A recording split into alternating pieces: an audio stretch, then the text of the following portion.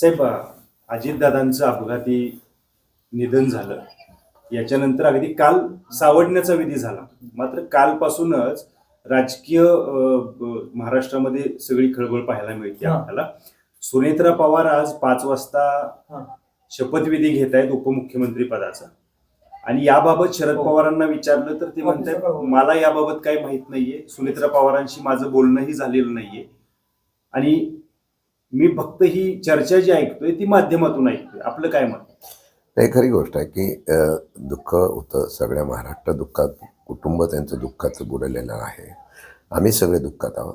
त्यामुळे या विषयाच्या संदर्भामध्ये कुठल्याही प्रकारची चर्चा ही नव्हती.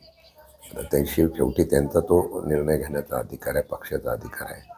मला वाटतं ते काल अचानक त्यांचा निर्णय झाला असेल आणि शपथविधीचा निर्णय घेण्याचा आला असेल. आम्हाला पण त्याची कल्पना नव्हती. आम्ही जेव्हा भेटलो तेवढा सांत्वन केलं, आम्ही बरोबर आहोत अशा प्रकारची तिथं आम्ही सगळ्यांनी भावना व्यक्त केली. आणि त्यानंतर आता हे आज आलं असेल तर आम्हाला सुद्धा वर्तमानपत्रातून आणि मीडियामध्ये कळलेलं आहे. साहेब, पण एवढी गडबड का केली जाते? कारण अगदी सावडण्याचा विधी काल झाला, मग असं असताना एवढी गडबड का? म्हणजे कशासाठी? ह्याचं उत्तर मी देऊ शकत नाही. शेवटी कशी आहे, भावना प्रत्येकाच्या असतात. आमची भावना आहे. आम्ही कुठल्याही प्रकार प्रचार वगैरे कुठल्या प्रकार न करता काल 3 दिवस आम्ही हे करण्याचा प्रयत्न केला. आजही आमची मानसिकता सगळ्यांची महाराष्ट्राची काय हा विषय झाला. परंतु शेवटी निर्णय त्यांनी घेतलेला असेल, सरकारच्या मधल्या त्यांच्या मित्रपक्षांनी घेतला असेल तर त्याला आम्ही काही बोलू शकत नाही. ती घाई का केली का नाही केली त्याचं उत्तर तेच देऊ शकते. साहेब, या सगळ्यात पवार साहेबांना कुठेतरी अंधळ ठेवण्याचा प्रयत्न होतो असं वाटतं का? या सगळ्या नाही, हा पवार साहेबांचा विषय येत नाही ना, हा त्यांच्या पक्षाचा विषय येतो. हां, जर पवार कुटुंबीय एकत्र बसले असते, चर्चा झाली असती, जशी आम्ही अपेक्षा व्यक्त केली होती तशा पद्धतीने त्यांनी चर्चा केली असती तर पवारसाहेबांचा विषय आला असता. हा त्यांनी घेतलेला कुटुंबाने, त्यांच्याबरोबर त्यांच्या पक्षाने घेतलेल्या नेत्यांनी हा निर्णय आहे. त्यामुळे पवारसाहेबांचा काय विचाराचा संबंध येतच नाही ना. साहेब, कुटुंब म्हणून चर्चा करणं गरजेचं असं सगळ्यात महत्वाचं म्हणजे 17 तारखेला एक बैठक झाली असा रेफरन्स देण्यात येतोय. त्यामध्ये शरद पवार साहेबांसोबत अजितदादा सुद्धा होते. त्यासोबत आपणही त्या बैठकीतल्या व्हिडिओमध्ये दिसताय.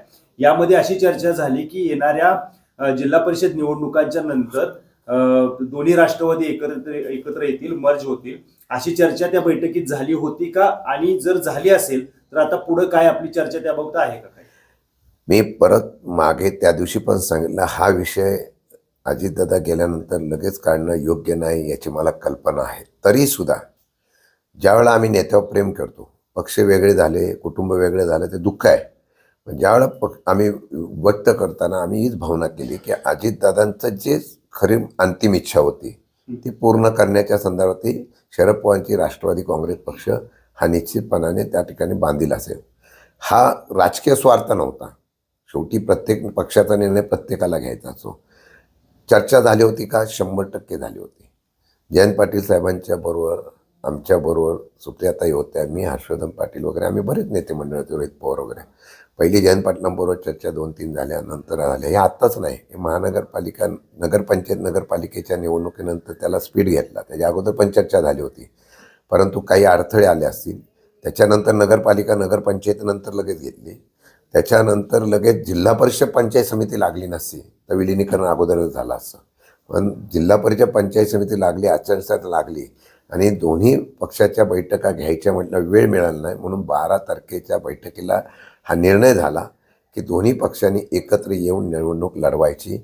आणि 12 तारखेनंतर लगेच निकाल लागला की आपण पक्ष विलिनीकरणाचा निर्णय घ्यायची. त्याला 2 कारणं होती. एक कारण, अजितदादा भावनिक नाही. पवारसाहेबांची त्यांची अटॅचमेंट जी आहे ती कोणाला कळली नसेल, मला माहीत नाही. पण पवारसाहेबांच्याबद्दलची ती त्यांची पवारसाहेब आत्ता आहेत त्या आपल्या नेत्याच्या समोर आपण पवारसाहेबांच्या नेतृत्वाखाली परत एकसंघ व्हायचं अशा प्रकारची भावना अजितदादांनी व्यक्त केली. त्याला अजून काही कारण असते ते दादांना माहिती. परंतु मला वाटतं की पवारसाहेबांच्यावर त्यांचं असलेलं प्रेम, भावनिकता त्यातून ते व्यक्त केलं. आणि काही कारणास्तव दोन्ही राष्ट्रवादी एकत्र आली पाहिजे. मताचा विभाजनाचा फायदा आणि तोटा काय होतो याचा विचार करून तो निर्णय घेण्याचा प्रयत्न झाला. आम्ही सर्वांनी सकारात्मक निर्णय झाला, यामध्ये सुद्धा कुठल्या प्रकारची दुमत नाही.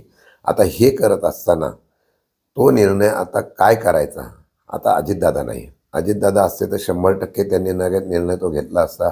काय काय करायचं याच्या पण भूमिका ठरल्या होत्या. आता ते नाही आहेत, त्यामुळे आज काय आम्ही बोलू शकत नाही. साहेब, पण काही नेते जे आहेत राष्ट्रवादीचे जे दादांच्या सोबत होते त्यांचाच याबाबत असं म्हणते अशी काही बैठक झाली नव्हती किंवा अशी काही चर्चा झाली नव्हती असं बोलण्यात येते. नाही, आता असं आहे की मी मगाशी सांगितलं, एक तर हा व्हिडिओ आपल्यासमोर आलेला आहे, त्यामध्ये अजितदादांच्या बैठका झाल्या का नाही झाल्या याचं सत्यता आपल्यासमोर आलेलं आहे. चला ठीक आहे, नसेल झाल्या, मग राज्यामध्ये आम्ही घड्याळावर कशाला लढतोय? चर्चा झाल्याशिवाय लढतोय. सातारा जिल्ह्यातलं उदाहरण घ्या ना. सातारा जिल्ह्यामध्ये माझ्या इकडचे कार्यकर्ते, माझ्या इकडच्या बरोबर सातारा जिल्ह्यामध्ये काही ठिकाणी अफवा सोडता, सगळीकडे आम्ही मकरंद पाटील, नितीन पाटील आम्ही सगळे बसलो होतो ना. दादांचे त्यांच्यावर फोनवर चर्चा झाली होती, सोलापूरला चर्चा झाली. दादा रोज 7:30-8ला माझ्याशी चर्चा करत होते, कुठे कुठे काय काय आपल्याला दुरुस्त केला पाहिजे, कुठे एकत्रित सभा करायच्या होत्या, हे दादांनी सांगितलं होतं. आता नेते मंडळी त्याच्याबद्दल त्यांना माहीत नसेल असं मला वाटत नाही, पण मला वाटतं की महानगरपालिकेच्या निवडणुकीला सुद्धा आता प्रांताध्यक्ष सुनील तटकरे साहेब असतील, नव मलिक असतील वगैरे, यांच्याशी माझा फेस टू फेस चर्चा झालेली आहे. दादांनी सूचना केल्या होत्या, जिथं जिथं महानगरपालिका होता तिथे आम्ही चर्चा करत होतो. एकत्रितपणे निवडणूक लढवण्याच्या संदर्भातली भूमिका आम्ही त्यावेळेला घेतलीच होती. पण साहेब, आता ही जी सगळी घडामोडी घडत आहे, दोन्ही राष्ट्रवादी एकत्र येण्याची आता शक्यता आहे का, की आशा मावळली म्हणायचं, की अजून चर्चा सुरू आहे? नाही, मी त्या दिवशीच सांगितलं की नेत्यांची अंतिम इच्छा जी आहे ती पूर्ण करण्याची आता कोणाला आम्ही तयार आहोत. आता ही करायची का नाही करायची हा त्यांचा निर्णय आहे. जसा त्यांनी आज निर्णय घेतला तसा त्या पक्षाचा निर्णय. त्या पक्षाने जो निर्णय घेतला त्यांनी घ्यावा. आम्हाला त्यामध्ये आम्ही सकारात्मक होतो का होतो. अजितदादांच्या बरोबर चर्चा, आणि अजितदादांनी आम्ही ती चर्चा पण केली की बाकीच्या नेत्यांशी आपल्या पक्षाच्या, ते बोलले ते माझ्यावर सोडून द्या. मी त्यांच्याशी बोललो आहे काही लोकांशी, आणि मी तो निर्णय घेतलेला आहे. मला तर कोण विरोध करणार नाही अशी त्यांची स्पष्ट आहे. आणि अजितदादा परखड होते आणि स्पष्ट शब्दात ती भूमिका मांडलेली होती. पण मला वाटतं की आता हा जर तरचा विषय आज येणार नाही, येणाऱ्या काळामध्ये ते चित्र स्पष्ट होईल. 12 तारखेला एकत्र येण्याचा निर्णय अजितदादांचा होता. दोन्ही पक्ष एकत्र करण्याचा निर्णय देखील पण अजित पवारांचा होता का? हो, 100% होता. आणि मी काय राजकारणात बोलतोय असं नाही, खोटं बोलत नाही. खरोखरच असाच विषय होता, तशीच चर्चा झाली होती. आणि त्याच्या संदर्भामध्ये पवारसाहेबांना सांगण्यासाठी आम्ही सगळे तिथं गेलो होतो. आणि पवारसाहेबांनी ही कल्पना दिली की आता भविष्य काळामध्ये आपल्याला ह्या सगळ्या एकत्र येऊन पक्ष मजबूतीने पुढे नेण्याचा आणि ताकदीने चालवण्याचा निर्णय घ्यावा लागेल, अशा पवारसाहेबांना आम्ही त्या ठिकाणी माहिती दिली होती.